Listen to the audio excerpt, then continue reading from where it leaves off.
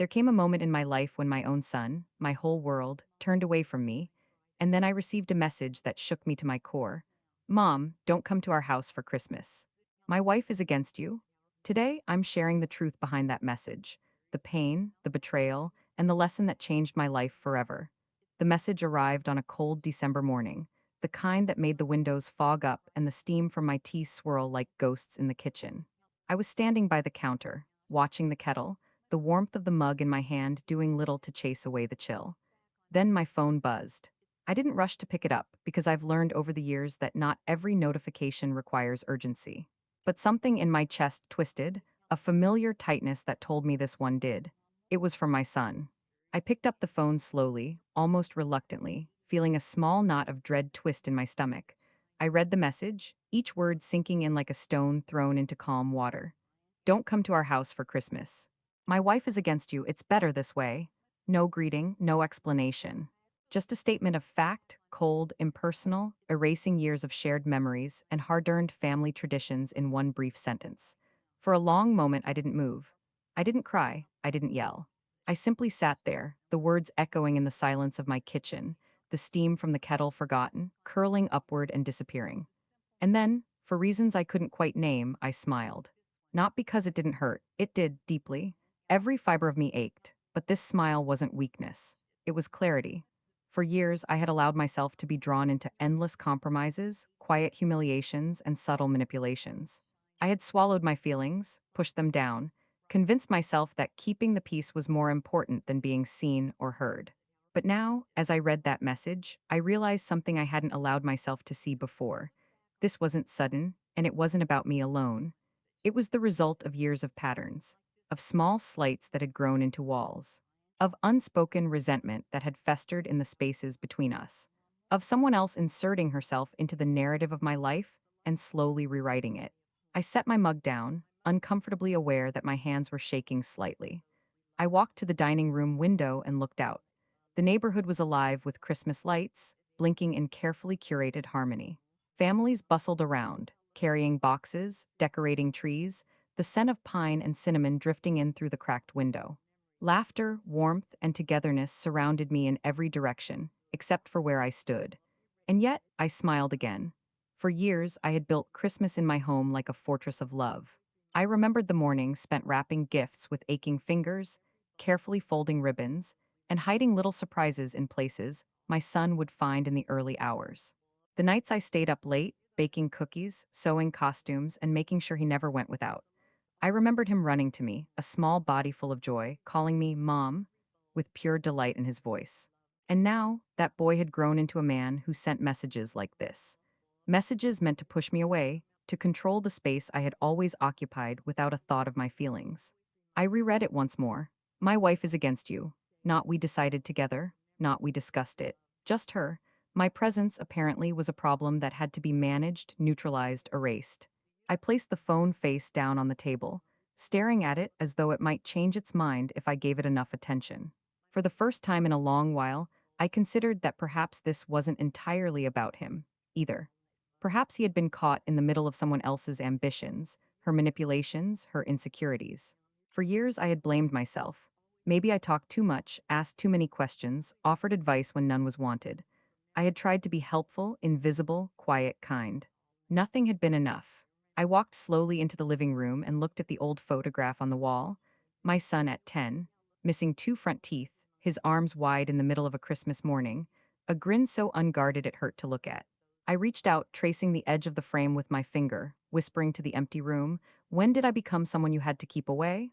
The house remained silent. No answer came. I didn't respond to the message that day, or the next.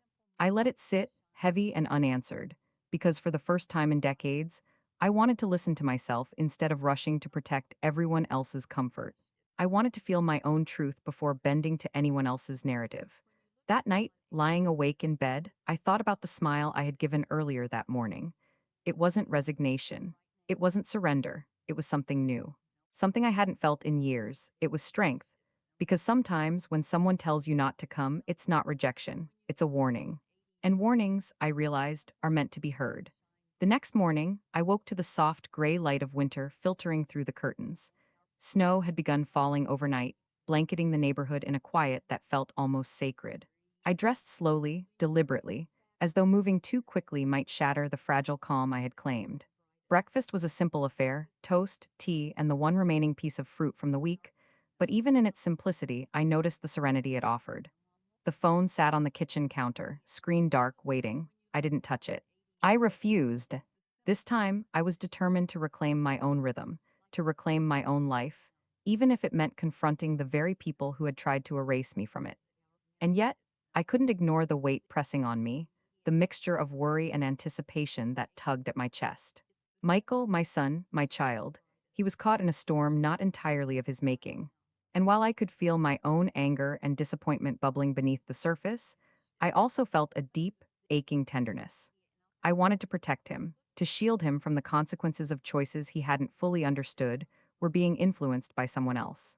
I poured myself another cup of tea, the warmth seeping into my palms. I looked around the living room, at the decorations that had stayed the same for decades, ornaments I had placed on the tree myself, carefully threading memories into every branch. Each one told a story. The tiny train set he loved at 5, the handmade angel from kindergarten, the hand-painted baubles from years past. And I realized this was my territory, my home, my life. And no one could take that away from me without my consent. Mid-morning, the phone buzzed, a message from an unknown number. I didn't open it immediately. I let it sit, a silent observer. Finally, curiosity got the better of me. "Mom," it read, "can we talk? It's important. I need you to hear me." It was Michael, not Jessica, not some disguised threat or attempt at manipulation, just him. My heart tightened, but I didn't rush to respond. Instead, I poured my energy into planning my approach. I wasn't going to react emotionally. I was going to act deliberately, with intention. By early afternoon, I decided it was time. I texted back, asking him to come over alone. "Please, no interruptions," I wrote. "I need you here by yourself. This is important." I didn't expect him to come immediately, but within 2 hours he arrived, his coat dusted with snow, his expression anxious yet resolute. He stepped inside, shaking the snow from his boots. I could see the tension in his shoulders, the strain in his eyes. He had clearly been carrying this burden for some time, and I felt a pang of both sympathy and frustration.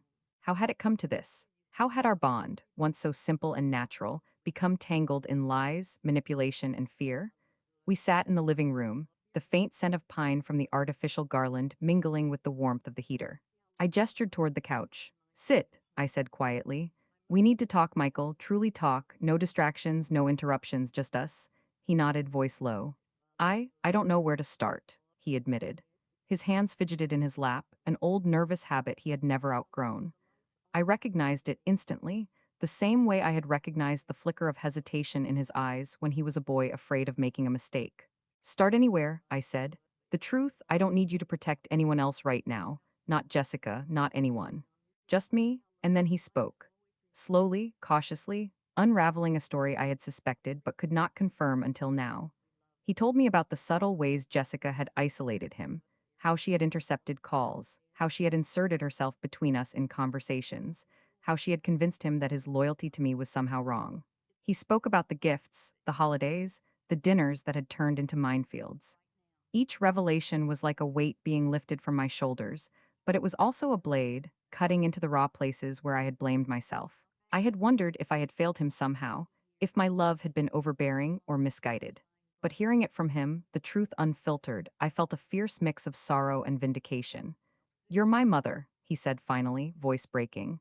And I didn't realize how much I was being manipulated.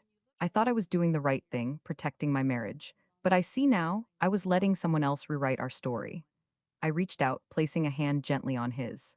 "Michael," I said softly but firmly, "you've been caught in a storm, but storms pass. And you're here now, that's what matters." He nodded, swallowing hard. I could see the gratitude, the relief, and yes, the lingering guilt, all mingling in his expression. But above everything, there was clarity, a shared understanding that the past year, filled with fear, anger, and confusion, could not define us forever. The days stretched on and we talked.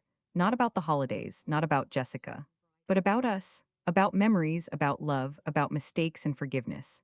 About the simple fact that family is not just a title.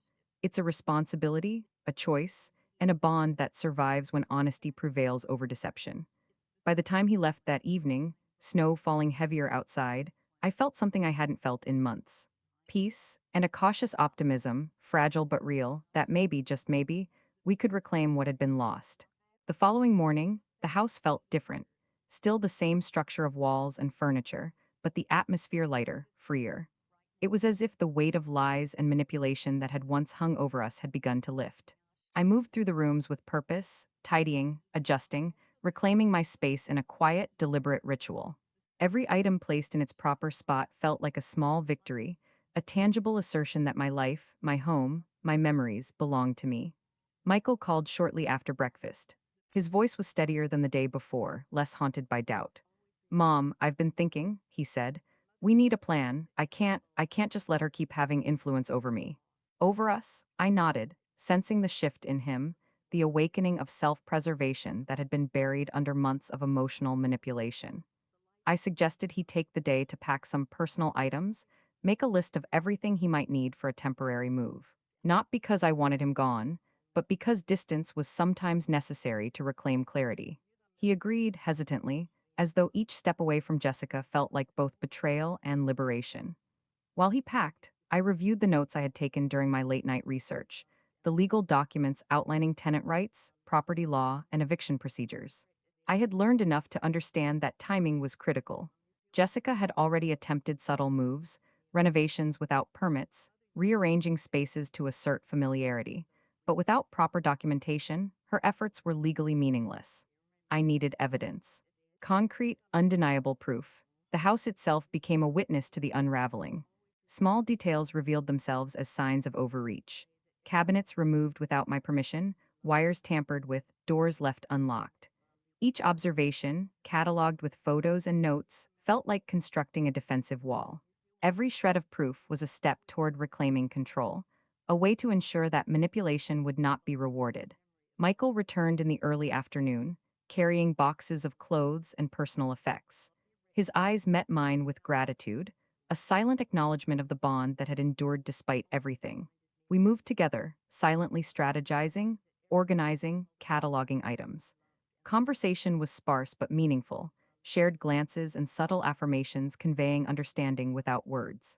By evening, the first clear signs of confrontation loomed. Michael had tried to speak with Jessica, gently, calmly, about his need for space, about the necessity of honesty and boundaries.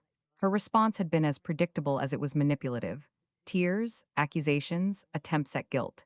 Each claim was countered not with anger, but with quiet, firm insistence. He had learned, painfully, that steadfastness was the only antidote to her chaos. Dinner was quiet that night, a simple meal of roasted vegetables and rice, but it was the first peaceful dinner in months. Michael's voice was lighter, his laughter hesitant but genuine. He shared anecdotes from work, small triumphs that had previously gone unnoticed because Jessica's influence had dominated his mental space. Each story was a thread weaving him back into the life he had neglected, back into the mother-son bond we had nearly lost. Afterward, we sat by the fire, sipping tea. The flames danced softly, reflecting in his eyes. "Mom," he said, voice low, "I don't know if I can do this alone. Confronting her, it's scary. She's clever. She knows how to push buttons, how to make me doubt myself." I reached out, placing a reassuring hand on his shoulder. "You're not alone, Michael. You never were. And you're not weak for feeling afraid. Courage isn't the absence of fear, it's the decision to act despite it." We spent the next hour reviewing our strategy.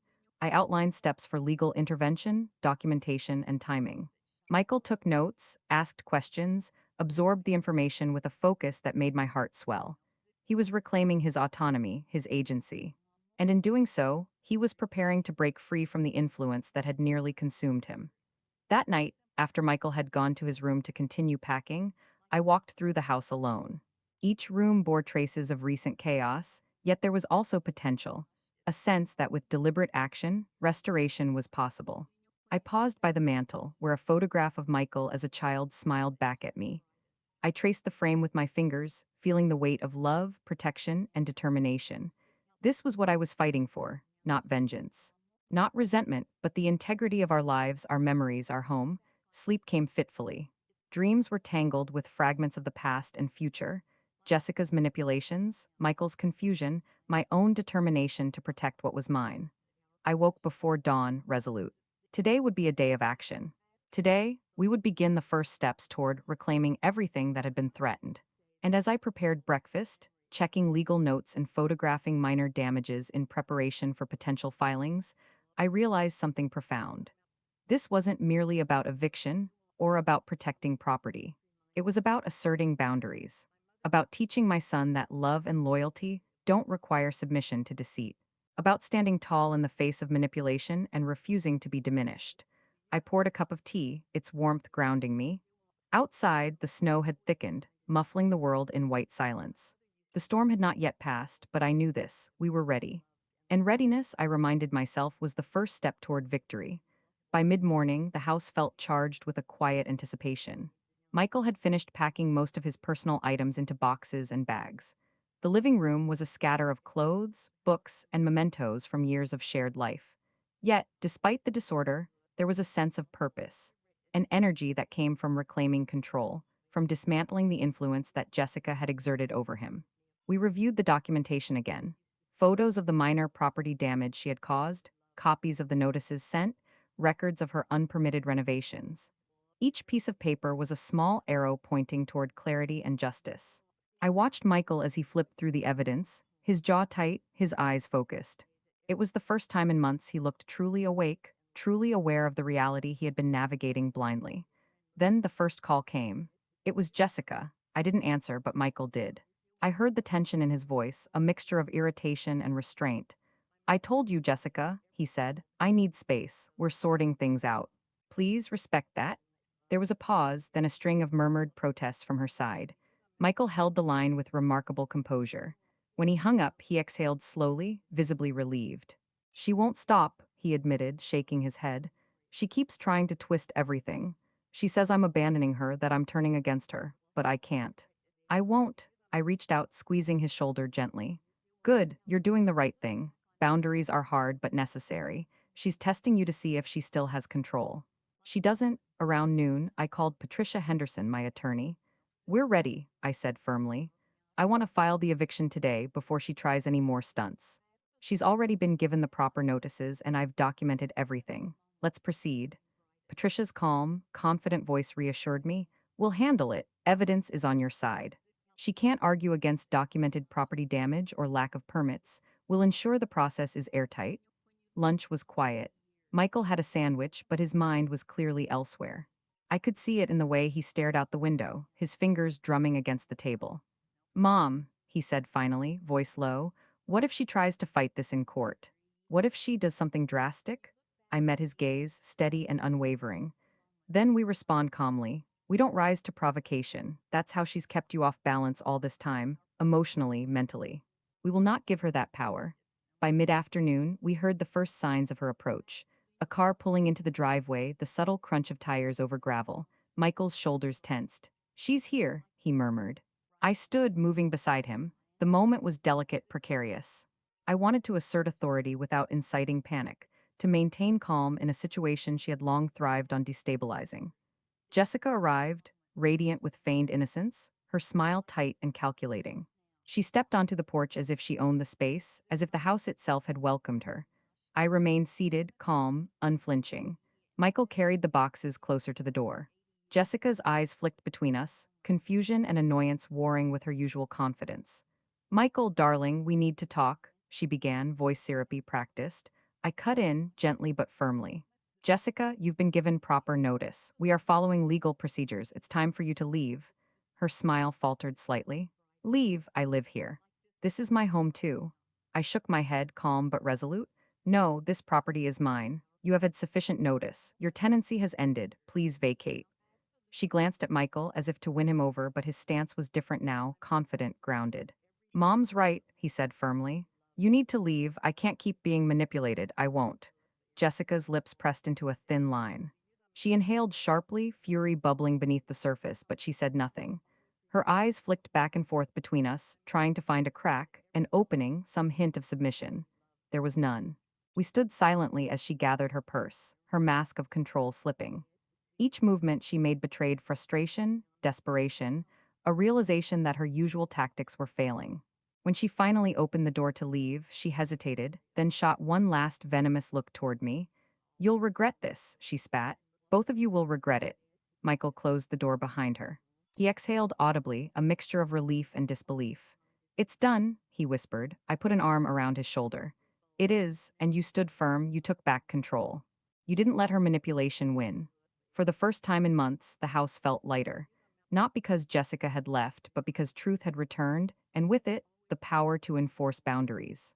Michael and I stood together in the living room, surveying the space she had tried to dominate. It bore scars, yes, scratches, dents, subtle alterations, but it was ours again. Reclaimed, unbroken. The next morning, I woke to a quiet house, a rare and almost foreign sound after weeks of tension. Michael had stayed over, sleeping in his old room, the one we had preserved just as it had been when he was a teenager. The familiar scent of his cologne mixed with the faint aroma of coffee brewing downstairs, grounding me. I descended the stairs, finding him in the kitchen, pouring himself a cup with the meticulous care he always took when life demanded focus. Morning, I said softly. He looked up, eyes a little bleary but resolute. Morning, Mom. Coffee? He gestured to the pot. I poured a cup, letting the warmth seep into my hands, a small comfort before the storm we knew Jessica might attempt next. Over breakfast, we reviewed the next steps.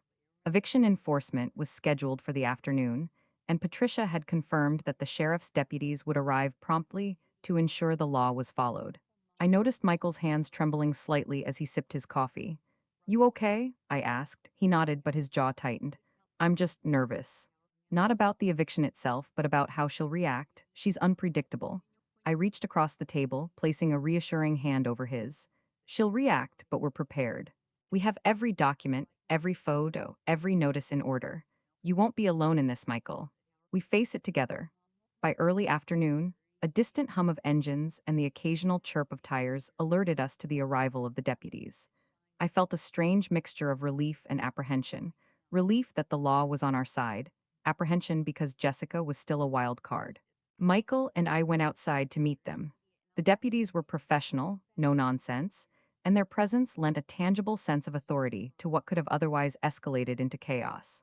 Moments later, Jessica appeared at the front door, arms crossed, expression carefully curated to radiate innocence tinged with indignation. Her first words were clipped, measured. I don't understand, this is my home. You can't just, I cut her off calmly. Ma'am, you were given proper notice. Your tenancy has ended. You need to vacate immediately. She blinked rapidly, feigning shock, before her lips curled into a tight, practiced sneer. Michael stepped forward, his voice steady. Jessica, I've made my decision. We're done. This ends now. Please leave. The slight quiver in his words betrayed how hard it had been to speak with such firmness, but he held his ground. Jessica's eyes darted between us, scanning for weaknesses.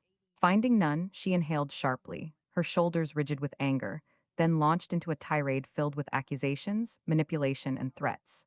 You're ruining my life, you're cruel. You've poisoned Michael against me?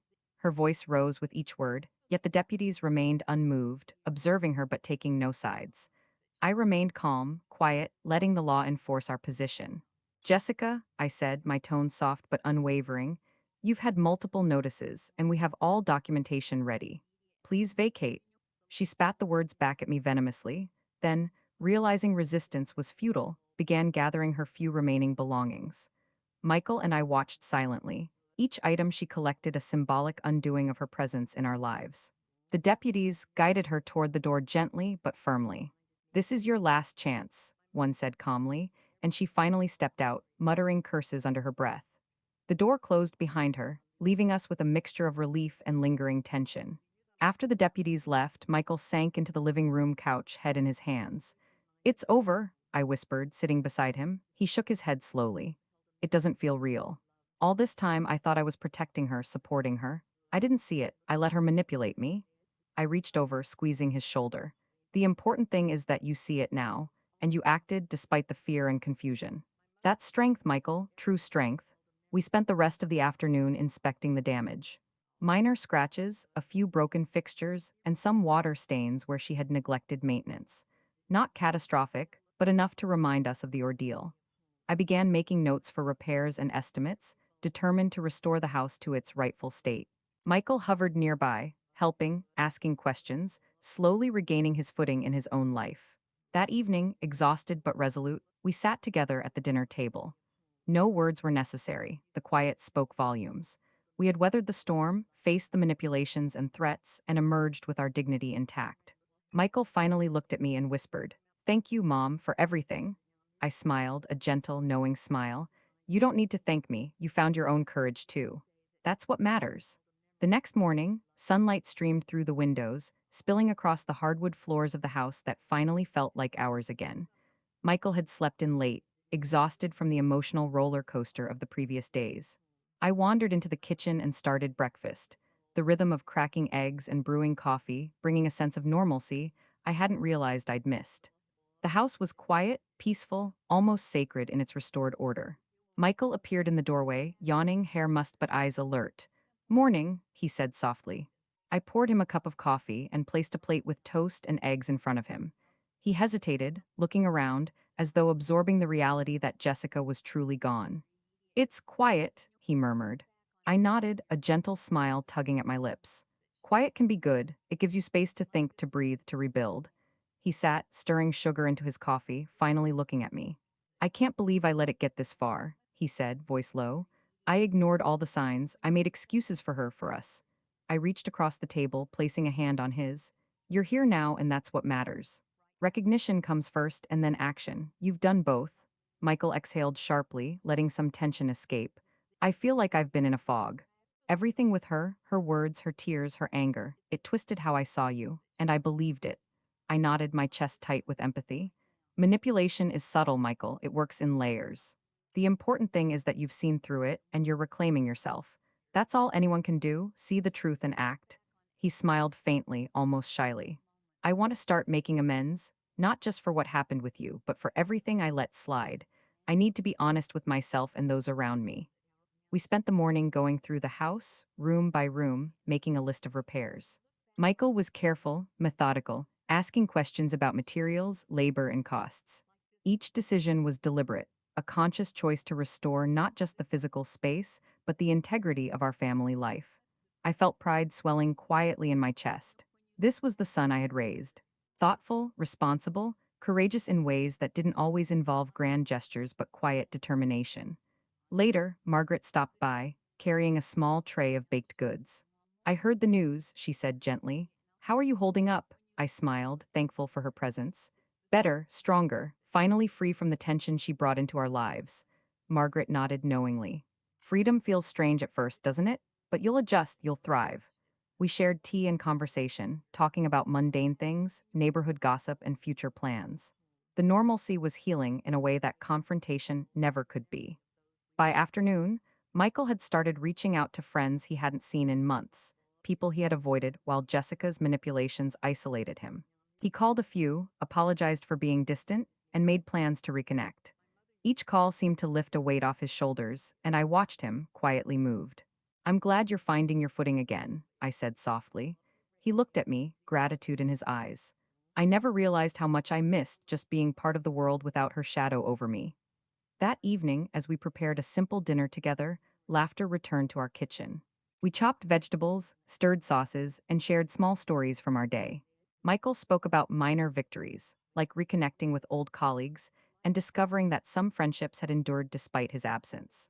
The warmth in his voice reminded me of the boy who had once run into my arms after every little triumph, and now, the man he had become, capable of facing manipulation, asserting boundaries, and making mature choices. After dinner, we settled in the living room. Michael leaned back, holding a mug of tea, contemplative. "Mom, I don't want this to ever happen again," he said. "I want a life where I see manipulation and deception for what it is and stand up, not just for you, but for myself." I reached over, squeezing his hand. "That's the lesson, Michael. Stand firm, protect what's yours, but never let fear of conflict prevent you from doing what's right. You've learned it now, and it will guide you for the rest of your life." The evening ended with quiet reflection.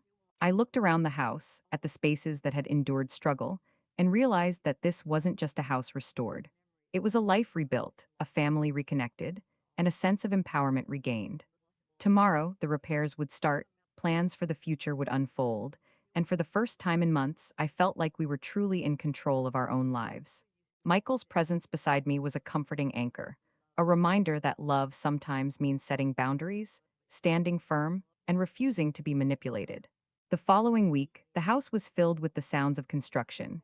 the soft hum of power tools, the scrape of hammers, and the occasional call of the contractors asking questions about measurements or materials. I moved through the house cautiously at first, still adjusting to the absence of Jessica's constant intrusion and the tension she had left behind. Michael was beside me, more confident with each passing hour, directing the contractors and taking detailed notes. We discovered more damage than we had initially anticipated. Some of the walls Jessica and her friends had removed had been load bearing. The water damage was more extensive than expected. Yet, instead of despair, I felt a strange sense of clarity. This was a chance to truly reclaim the space, to restore not just the house, but the safety, peace, and dignity that had been eroded over the past year. Michael noticed my contemplative silence. Mom, he said softly, are you okay? I nodded. Better than okay, I'm relieved. For the first time in a long time, we're actually in control here. During breaks, Michael and I sat together in the sunroom, sipping coffee and talking about the past, not in anger, but in reflection. He admitted how blindsided he had felt by Jessica's manipulation, how her subtle tactics had made him doubt me, doubt his own judgment, and even question his love for me. I didn't see it, Mom. I thought I was being a good husband. I thought I was doing right by her. I was blind, he admitted, voice heavy with regret. I reached over and took his hand, squeezing it gently. The important part, Michael, is that you see it now. That's growth. We all make mistakes, but recognizing them is how we move forward. The contractors finished for the day, leaving behind a house that smelled of fresh paint and sawdust, a house that felt like a blank canvas waiting to be restored. I wandered through the rooms, imagining the colors I wanted for the walls, the furniture I wanted to bring in, the small personal touches that would make it a home again. Michael followed quietly, respecting the space and my need to envision the future.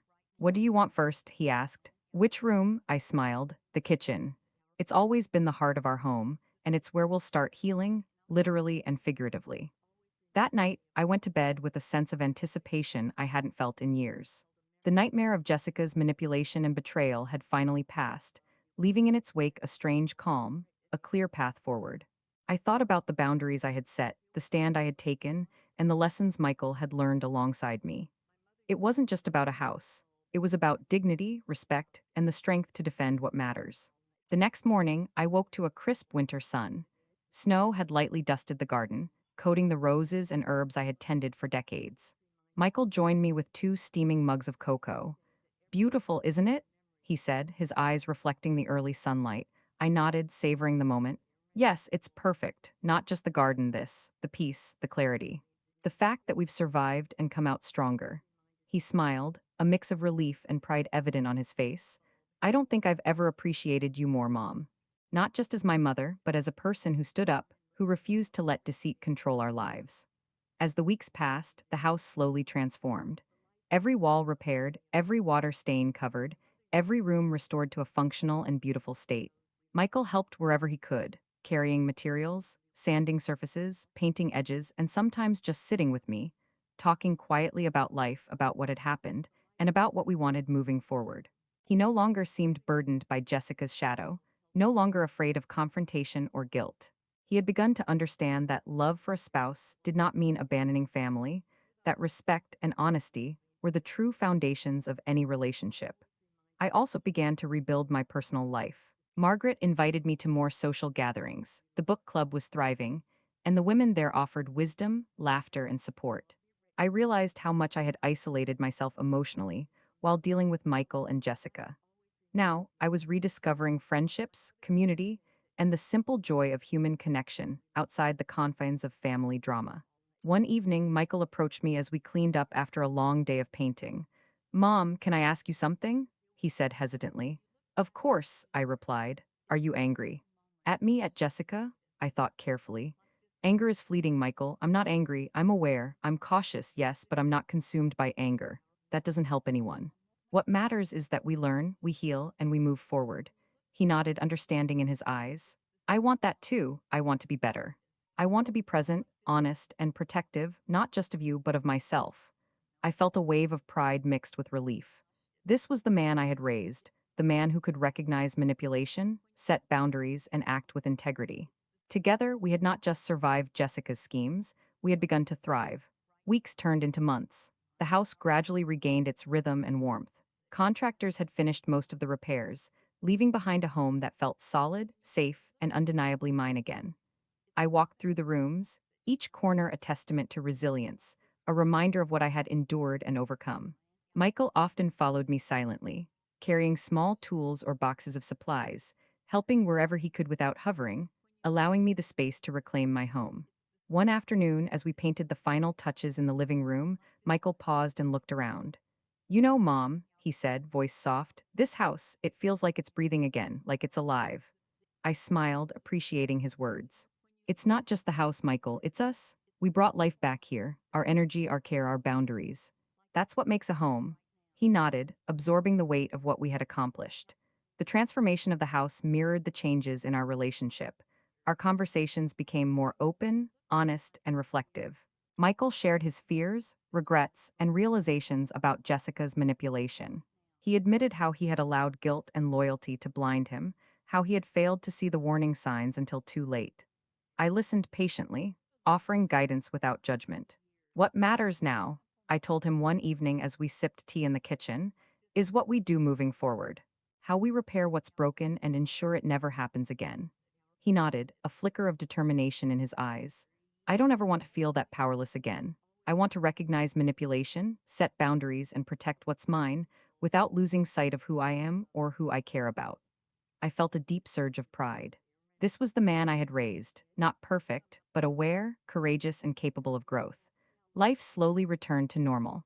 Margaret invited me to more book club meetings, where laughter and conversation flowed freely. I began teaching workshops at the community center, sharing lessons about self respect, resilience, and financial awareness with women who had faced similar challenges. It was gratifying to see others empowered by the experiences I had endured. My life outside of the house was rich and fulfilling, and yet, the bond with Michael strengthened daily. One Sunday, as we were finishing lunch, Michael turned to me with an unusual hesitancy. Mom, I think it's time I start dating again. I raised an eyebrow, curious. I think so too, he said quickly, as if anticipating my response. I want to be careful, to move slowly, and I want you to meet anyone I bring into my life. I trust your judgment. I smiled. I'll be honest with you, Michael. I want you to be happy, and I'll support you. But I'll also tell you the truth if I see red flags. That's my job as your mother. A few months later, he introduced me to Karen. She was kind, direct, and had a warmth that put both Michael and me at ease. Over dinner, she spoke candidly, admiring the independence and courage I had shown in reclaiming my home. Your mom is incredible, she told Michael. Her strength, resilience, and grace, it's inspiring. Michael's eyes glistened with pride, and I felt a quiet satisfaction knowing that someone worthy had entered his life, someone who could respect both him and me. Meanwhile, Jessica's attempts to contact Michael had ceased. Her online messages, the blocked calls, and desperate pleas for closure all ended quietly. Michael said he had blocked her number permanently, cutting the final thread of her influence. I realized, he admitted one evening, that the closure she wanted wasn't mine to give. She created her own chaos, and I won't let it control me anymore. I nodded, silently agreeing. True closure came from reclaiming your life and refusing to be victimized, not from her approval or understanding. With the house restored and Michael's life stabilizing, I turned attention to my own passions. I expanded my greenhouse, experimenting with rare orchids and exotic vegetables. The farmer's market became a small but consistent source of income, a way to nurture life and witness tangible results from my efforts. The garden, once a hobby, became a sanctuary, a place of meditation, creativity, and renewal. Each bloom felt like a quiet victory, each harvest a testament to persistence and care. One winter evening, as snow lightly dusted the rooftops, Michael and I sat together by the fireplace, sipping cocoa. Mom, he said softly, I don't think I ever truly appreciated everything you did for me until now.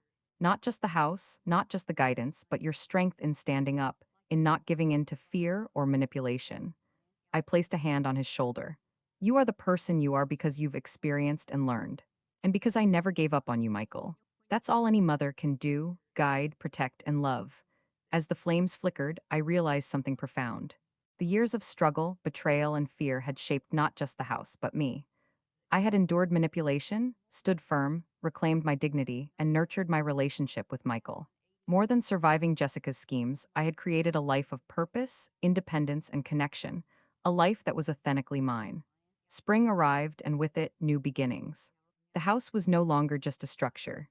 It was alive with memories reclaimed, laughter echoing where silence had once reigned.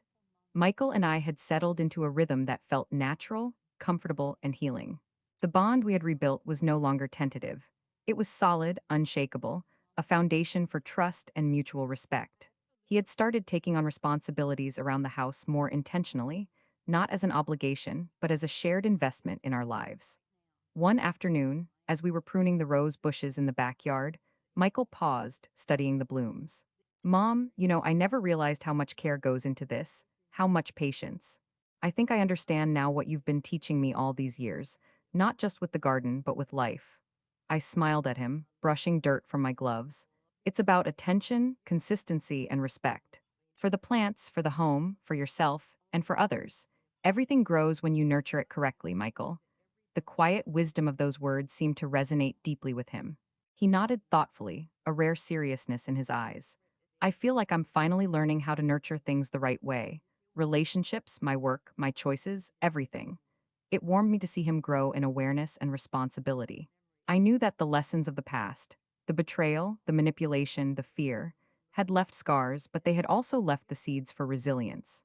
With summer approaching, I decided to host a neighborhood gathering in the garden. It was small, intimate, just a few neighbors, friends from the book club, and local artisans I had met through the market.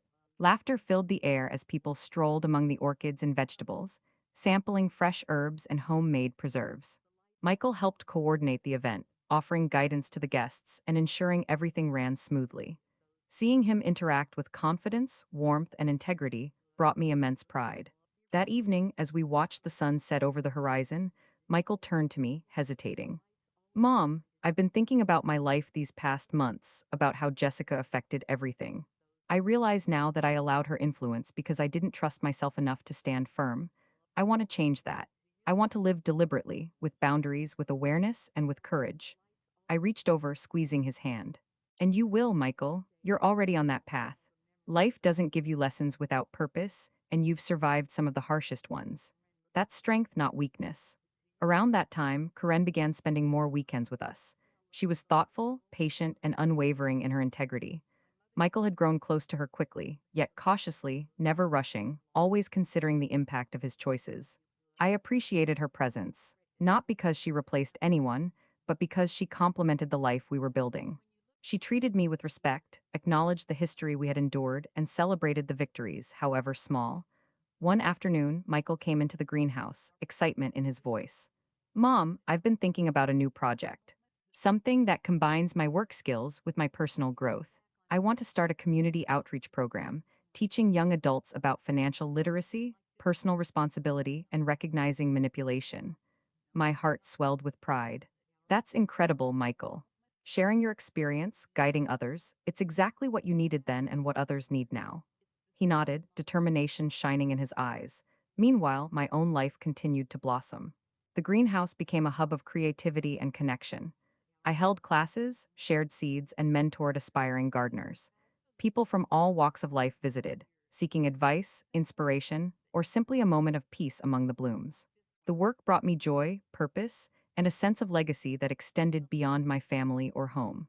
As the months went by, Jessica remained absent from our lives. Her attempts to contact Michael had completely stopped, and it seemed the lessons she failed to learn were only compounded by her own poor decisions. Michael rarely spoke of her now, only reflecting occasionally on how her manipulations had shaped his awareness and resilience. I didn't dwell on her either, focusing instead on the tangible growth around me, in the garden, in my son, in myself. One evening, Michael and I sat together, reviewing some plans for the outreach program. He paused, glancing at me with a thoughtful expression. Mom, I want to thank you. Not just for standing up against Jessica, but for showing me what it means to live authentically, to protect yourself, and to build something meaningful even after hardship. I took a deep breath, letting his words sink in. You've learned it, Michael. You've witnessed it, and now you're carrying it forward. That's the real victory, living life consciously, with integrity, and without fear. And in that moment, I realized the full measure of what we had achieved. Jessica's schemes, her manipulation, her attempts to isolate us, none of it had the final say. We had reclaimed our lives, our home, and our connection. The garden, the house, our traditions, and the lessons we carried forward. These were ours, untouched by deceit or malice. The foundation we had built was unshakable, grounded in truth, love, and the unwavering courage to stand firm. Summer gave way to fall, and with it, the familiar crispness in the air that always reminded me of new beginnings. Michael had fully moved into his new apartment months ago, but our Sunday dinners remained a sacred ritual. Every week, he arrived promptly, sometimes carrying wine, sometimes a dessert he'd baked himself. I watched him engage in conversation, laugh freely, and express opinions without hesitation. He had grown into someone who could both love deeply and maintain his independence, a balance I had hoped for but feared might be lost to manipulation before. One afternoon, while we were setting the table for dinner, Michael hesitated at the doorway, glancing over at me with an unusual seriousness. "Mom, I've been thinking about something," he said, his voice steady but reflective. "All this time, I've been focused on Jessica, on the chaos she brought.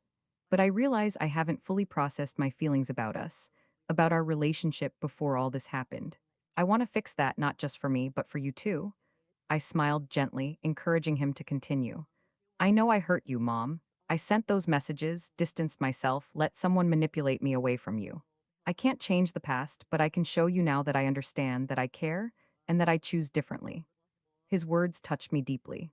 For months, I had felt a cautious optimism about our renewed bond, but hearing him articulate it with such clarity was profoundly healing. I reached out, placing my hand over his. "Michael, what matters is now. You're here, you're present, and you're choosing to engage with love and honesty. That's all I could ever hope for." With the holidays approaching, we began planning together, not just for family gatherings, but for experiences that would strengthen our connection. We discussed volunteering at the local shelter, organizing small community events, and even starting a neighborhood garden project. Michael's engagement with the community reflected his personal growth, and I could see the impact of standing firm against manipulation, not only on our lives, but on how he approached the world. Karen became an integral part of these plans. She didn't seek to replace anyone or impose herself. Instead, she supported, encouraged, and offered perspective. Watching Michael interact with her, I saw a partnership built on mutual respect and honesty. It reassured me that he was capable of nurturing healthy relationships, grounded in reality, not illusion. We became a quiet but strong team, navigating life's challenges with patience and understanding.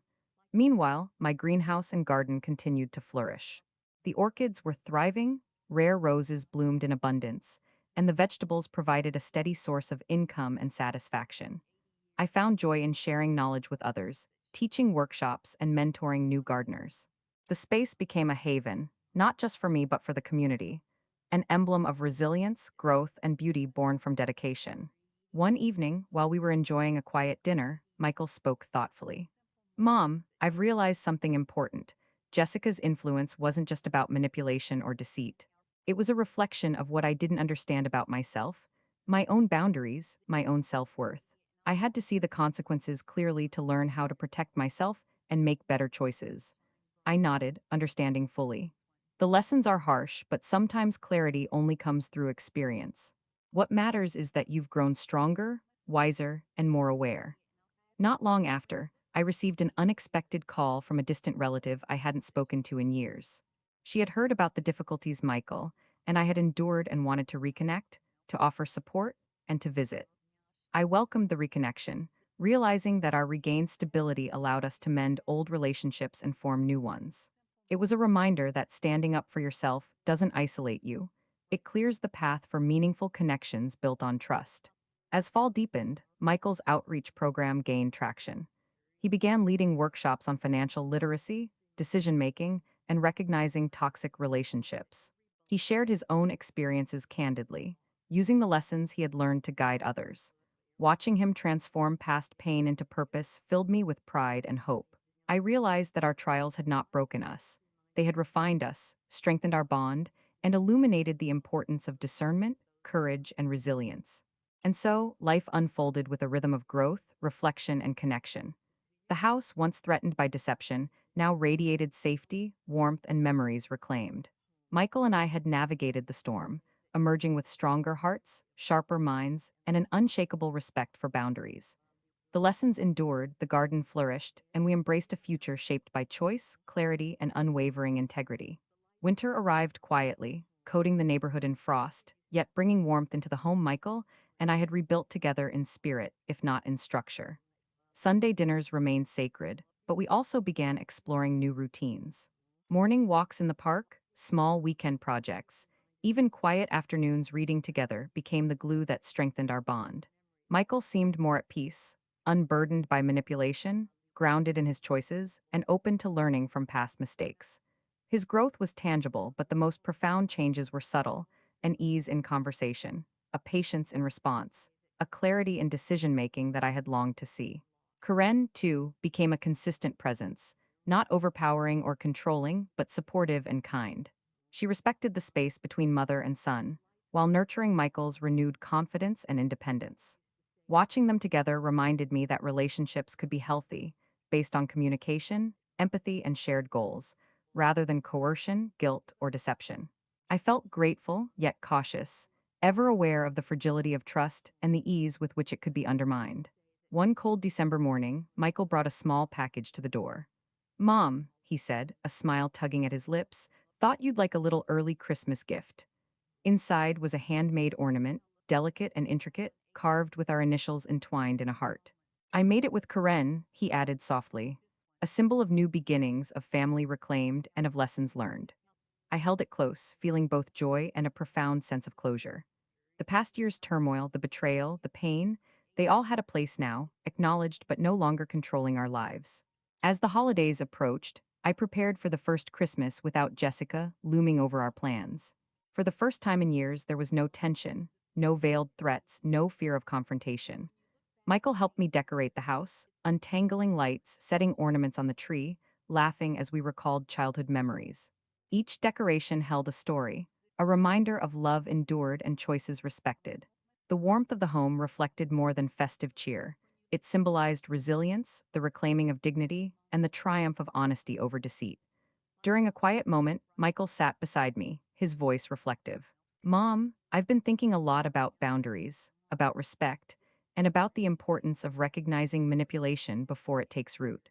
I realize now that my hesitation, my loyalty to someone who didn't deserve it, cost us time, trust, and peace." I nodded, understanding the weight behind his words. The lesson is hard but invaluable. Awareness, discernment, and courage are the shields we must wield, not to hurt others, but to protect ourselves from harm. We spent the day preparing a meal, laughter filling the kitchen as we navigated mishaps and improvisations. Michael's confidence in decision making was evident, but so was his empathy. He listened, he adapted, and he engaged fully. The contrast with past behaviors was stark, a testament to growth born from adversity. Karen joined later, helping set the table and offering suggestions without dictating. Her presence reinforced the importance of supportive relationships built on mutual respect rather than control. That evening, neighbors began to arrive for a small gathering. Margaret, Carol, and several other friends brought dishes and laughter.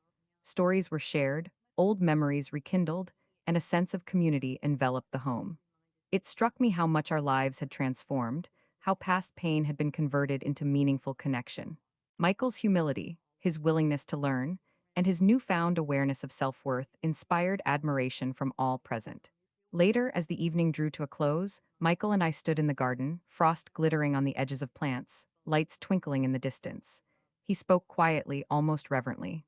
"Mom, thank you for not giving up on me, for standing firm when it mattered most, for teaching me that love does not require sacrificing one's integrity or self-respect." I felt a lump in my throat, a mixture of pride, relief, and deep love. "Michael, you found your way back. That's the gift, the redemption. Not revenge, not anger, just the strength to be who you're meant to be." The night ended with quiet reflection. I realized the full scope of our journey: betrayal, confrontation, perseverance, and healing.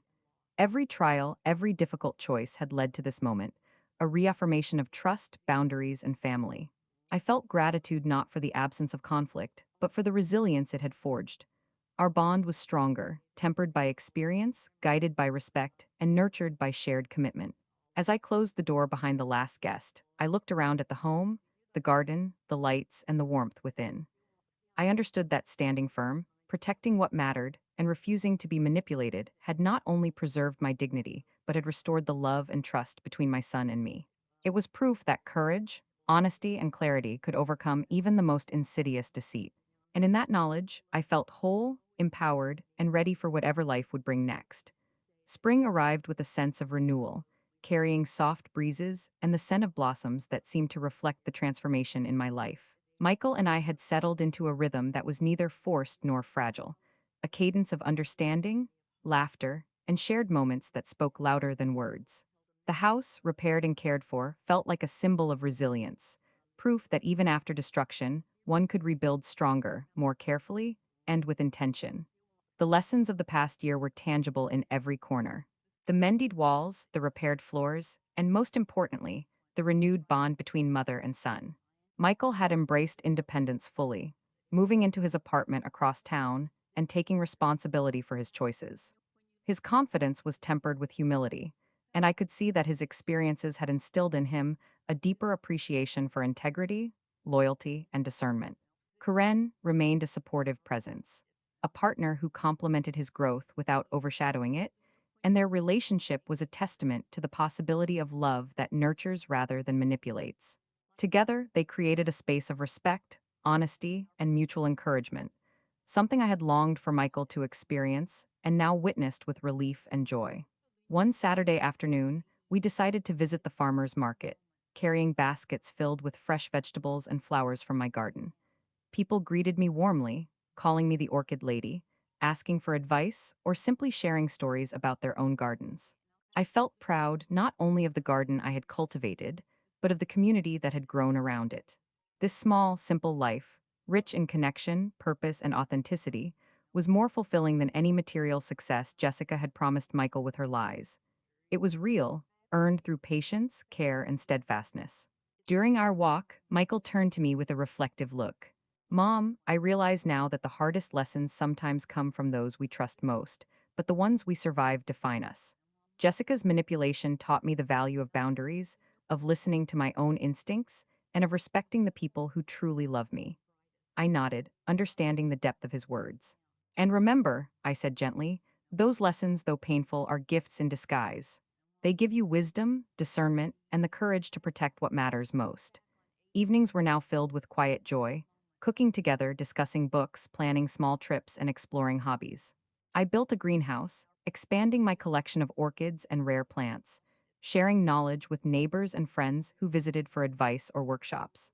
Michael sometimes joined me, curious, helping me nurture life in the soil and learning that care, patience, and observation applied not only to plants, but to relationships and decisions in life.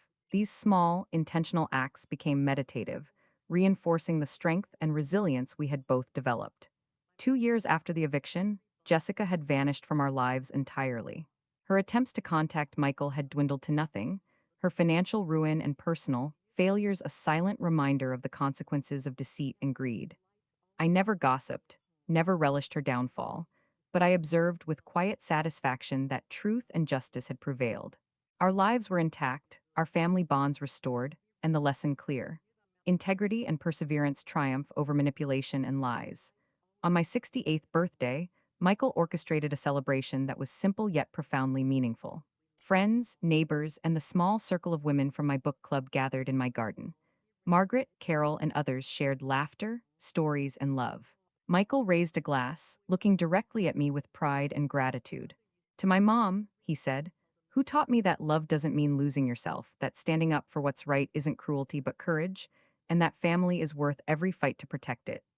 The applause, the warmth, and the shared smiles felt like the culmination of every challenge we had faced, every obstacle we had overcome. Later, as the sun set, Michael and I sat quietly, reflecting on the past. Mom, thank you, he whispered, for never giving up on me, for protecting me, even when I couldn't see it, and for teaching me that life can be rebuilt stronger than before. I took his hand, squeezing it gently. We built it together, Michael. You reclaimed yourself, and in doing so, you reclaimed our bond. We watched the garden in silence, the orchids in bloom, the light fading into hues of pink and gold, a tangible reminder that growth, renewal, and peace are possible even after the harshest winters. Life moved forward with grace, joy, and intention. Michael thrived, Karen remained a steady partner, and I embraced my own passions, travels, and community with newfound confidence. The house we once feared losing became a symbol of victory, not through revenge, but through resilience, courage, and unwavering self respect. Boundaries had been set, truth had prevailed, and love, tempered by wisdom, had endured. Our journey, once shadowed by deceit and manipulation, had transformed into a testament of strength, redemption, and the enduring power of family. And so, I learned that standing up for yourself, protecting your home, and honoring your dignity isn't just survival, it's life reclaimed. Love and family aren't about surrendering your values, they're about cultivating trust, respect, and authenticity. My story, once marked by betrayal and conflict, became a tale of triumph, teaching me and those around me that courage, patience, and integrity shape not just our survival, but the richness of our lives.